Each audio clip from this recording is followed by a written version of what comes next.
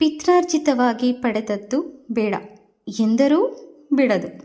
ನಮ್ಮ ನಿಜ ಜೀವನದ ಕೆಲ ವಾಸ್ತವಾಂಶಗಳನ್ನು ಸೂಕ್ಷ್ಮತೆಯಿಂದ ಗಮನಿಸ್ತಾ ಹೋದಂತೆ ಕೆಲವು ಅನಿರೀಕ್ಷಿತ ಫಲಗಳು ಮತ್ತು ನಾವು ಬಹಳ ಪ್ರಯತ್ನಪಟ್ಟರೂ ದಕ್ಕದ ಯಶಸ್ಸು ನಮ್ಮ ಮೇಧಾವಿತನಕ್ಕೆ ಸವಾಲುಗಳಂತೆ ತೋರುತ್ತವೆ.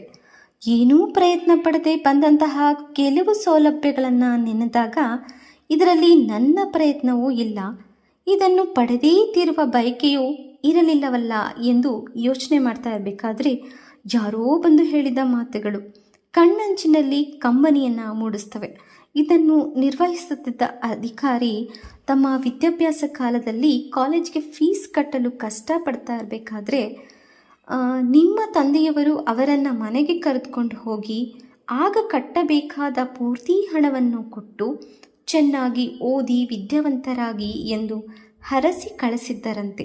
ನೀವು ಅವರ ಮಗ ಎಂದು ತಿಳಿದೊಡನೆ ಅತ್ಯಂತ ಸಂತೋಷದಿಂದ ಅವರ ಅಧಿಕಾರದ ಸದ್ಬಳಕೆಯನ್ನು ಮಾಡಿಕೊಂಡು ಈ ಕೆಲಸವನ್ನು ತಮಗೆ ಮಾಡಿಕೊಟ್ಟಿರ್ತಾರೆ ಎಂದು ಹೇಳಿರುವ ಎಷ್ಟೋ ಪ್ರಕರಣಗಳನ್ನು ನಾವು ಕೇಳಿರ್ತೀವಲ್ವ. ಹೀಗೆ ನಮ್ಮ ಹಿರಿಯರು ನಿಸ್ವಾರ್ಥತೆಯಿಂದ ಮಾಡಿದ ಸೇವೆಗೆ ಮಕ್ಕಳೋ ಅಥವಾ ಮೊಮ್ಮಕ್ಕಳೋ ಫಲವನ್ನು ಅನುಭವಿಸಿರುವ ಪ್ರಕರಣಗಳು ಇವೆ.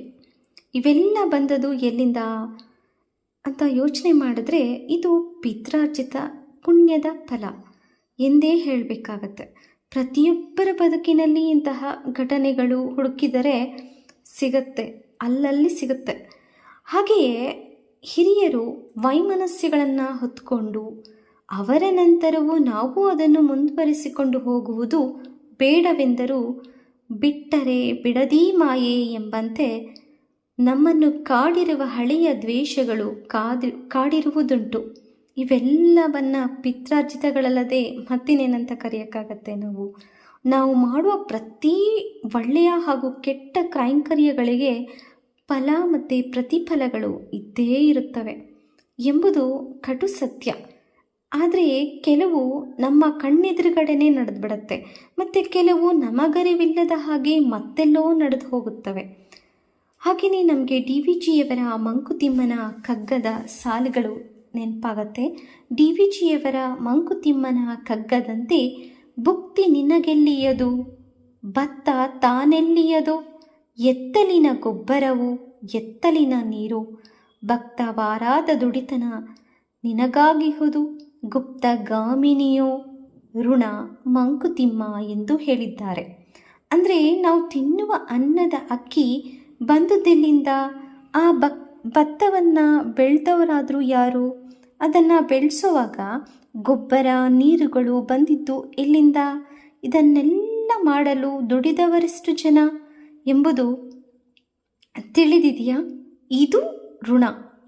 ಇದರ ಒಳಹರಿವು ತಿಳಿದವರ್ಯಾರು? ಆದ್ದರಿಂದ ನೀವು ಮಾಡುವ ಕೆಲಸಗಳನ್ನೆಲ್ಲವನ್ನು ನಿಷ್ಠೆ ಪ್ರೀತಿಯಿಂದ ಮಾಡಬೇಕು. ನಮ್ಮ ಪೂರ್ವಜರು ಮಾಡಿದ ಪುಣ್ಯದ ಫಲವನ್ನು ನಾವು ಅನುಭವಿಸುತ್ತಿದ್ದೇವೆ. ನಾವು ಮಾಡುವ ಕಾರ್ಯಗಳನ್ನು ಫಲವನ್ನು ನಮ್ಮ ಮುಂದಿನ ಪೀಳಿಗೆ ಅನುಭವಿಸುತ್ತದೆ. ಇವೆಲ್ಲ ಪಿತ್ರಾರ್ಜಿತ ಫಲಗಳೇ ಅಲ್ಲವೇ? ಸಮಸ್ತ ಪಿತೃಗಳಿಗೂ ಕೃತಜ್ಞತಾಪೂರ್ವಕ ನಮನಗಳು.